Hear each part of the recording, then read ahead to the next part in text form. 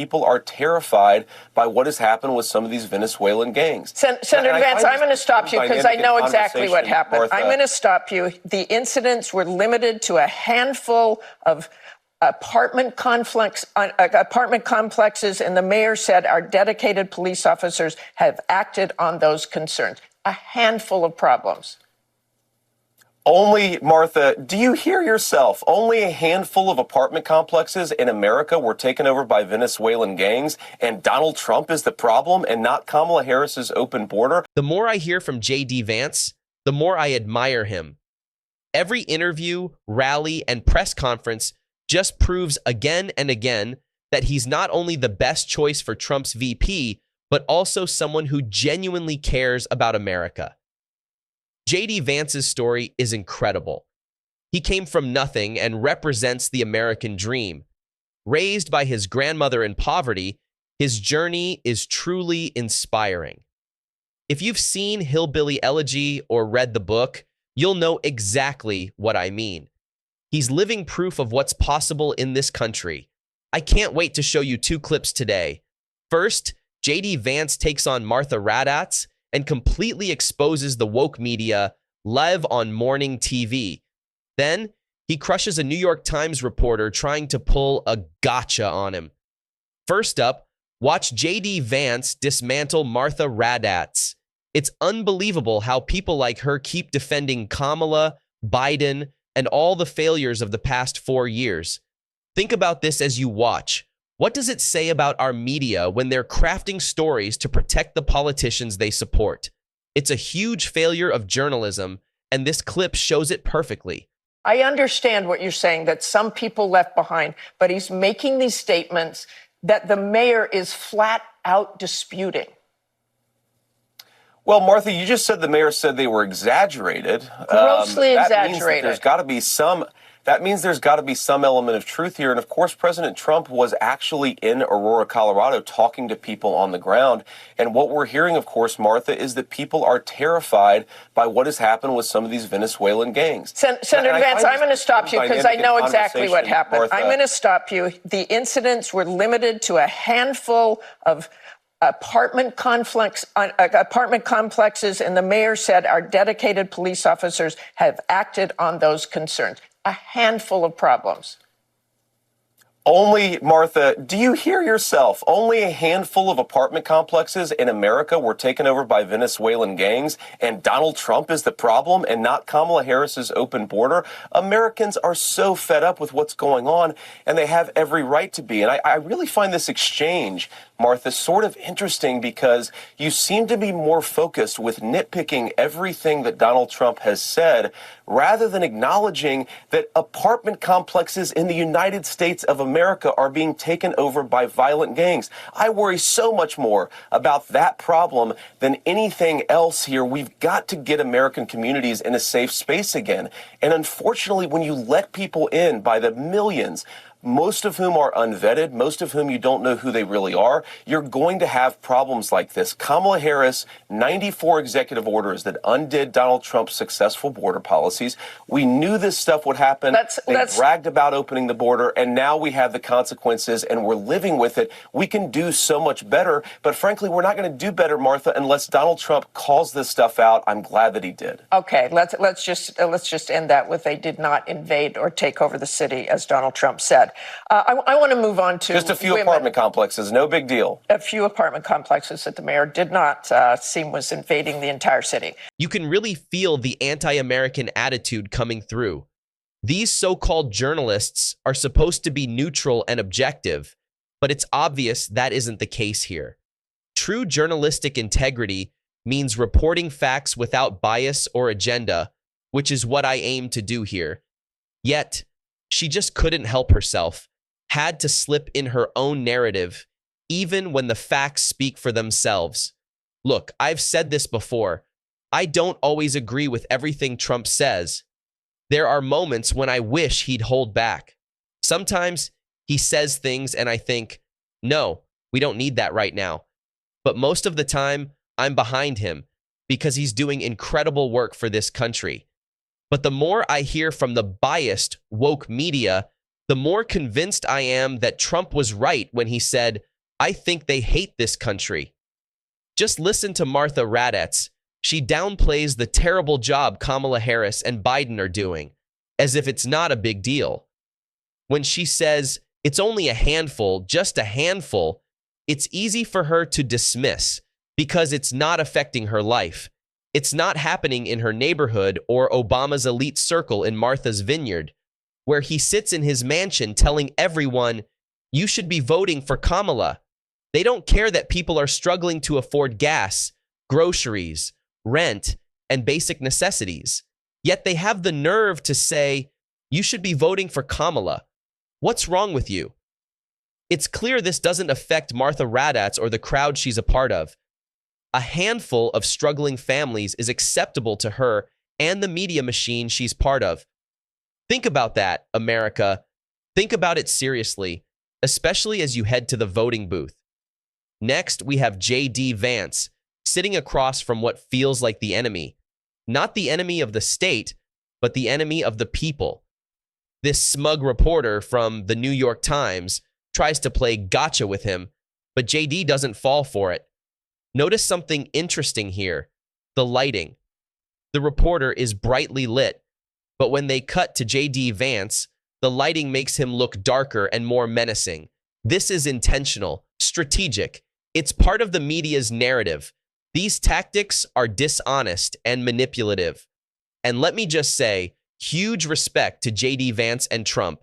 You'll never see Kamala Harris do an interview with anyone who doesn't 100% support her narrative. Meanwhile, JD Vance takes them on without hesitation. Watch how Vance brilliantly handles it. Do you believe he lost the 2020 election? I think that Donald Trump and I have both raised a number of issues with the 2020 election, but we're focused on the future. I think there's an obsession here with focusing on 2020. I'm much more worried about what happened after 2020, which is a wide open border, groceries that are unaffordable. And look, Senator, Lulu, yes or no? okay. Did Donald Trump lose the 2020 election? Let me ask you a question. Is it okay that big technology companies censored the Hunter Biden laptop story, which independent analysis have said cost Donald Trump millions of votes? Senator Vance, I'm going to ask you again. Did Donald Trump lose the 2020 election? Did big technology companies censor a story that independent studies have suggested would have cost Trump millions of votes? Senator Vance, I'm going to ask you again. Did Donald Trump lose the 2020 and I've answered election? your question with another question. You answer my question and I'll answer yours. I have asked this question repeatedly. It is something that is very important for the American people to know.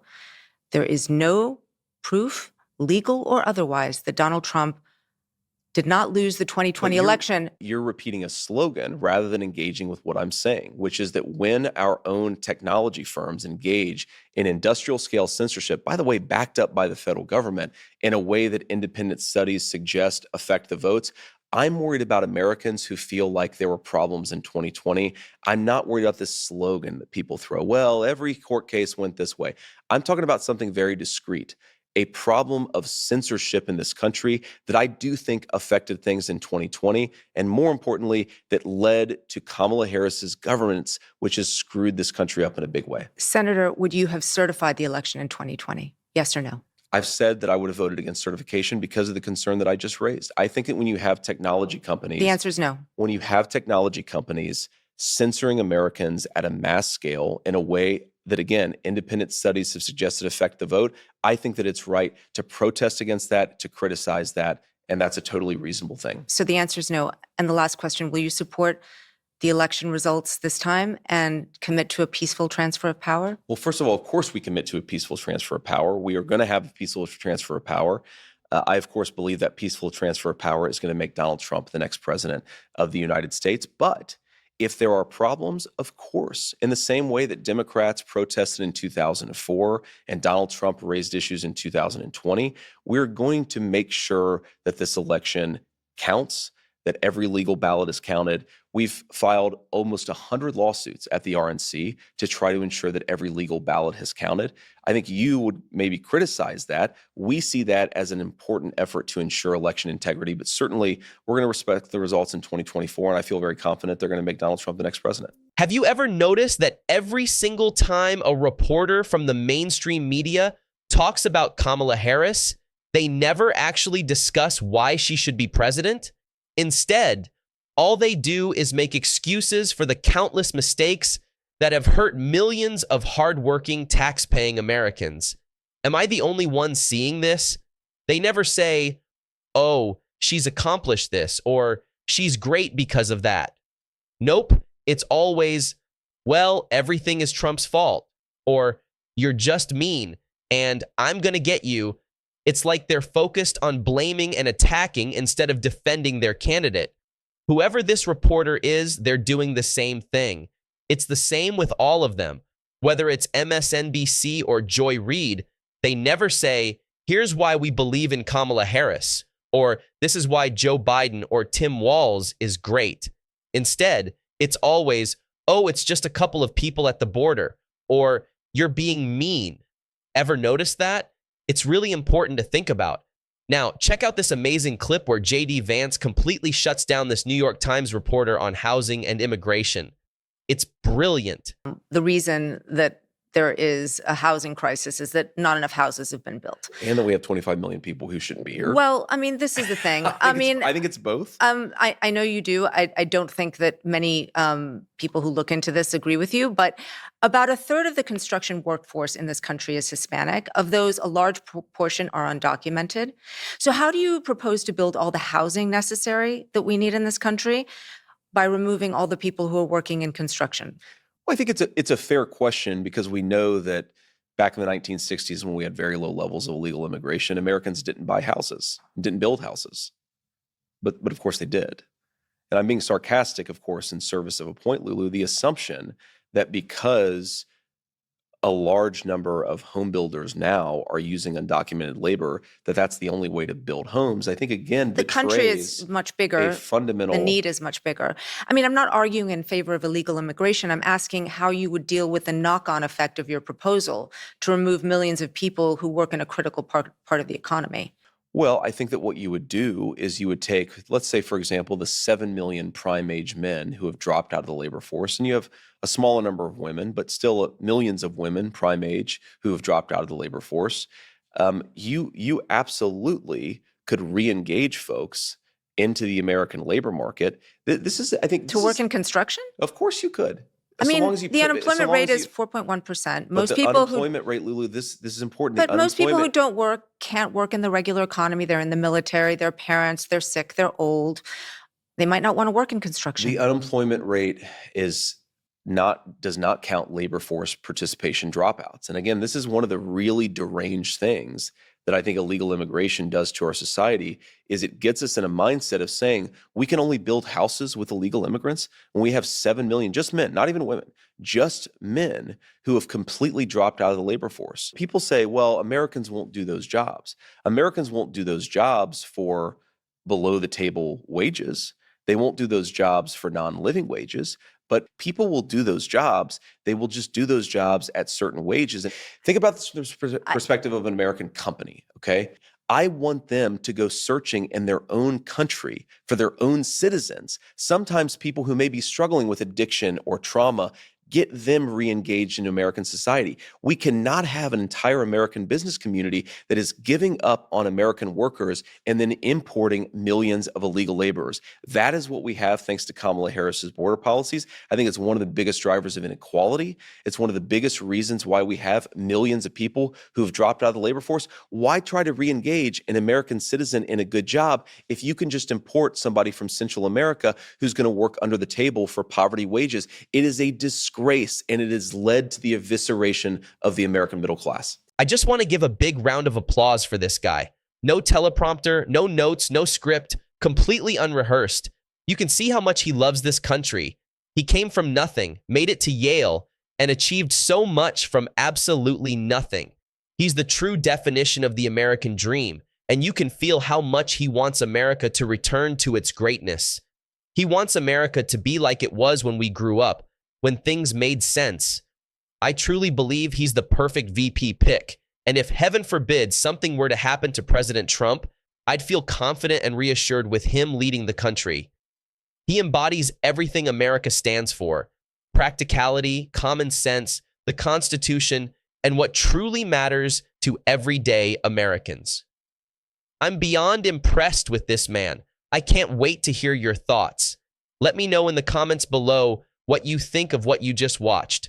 Those clips from Raddatz, the ones from Lulu, wow, the New York Times is such a mess. I can't wait to hear what you think. Hit the thumbs up. It helps us reach more people, and it's not for vanity. And don't forget to subscribe to this channel if you want to watch more videos like this.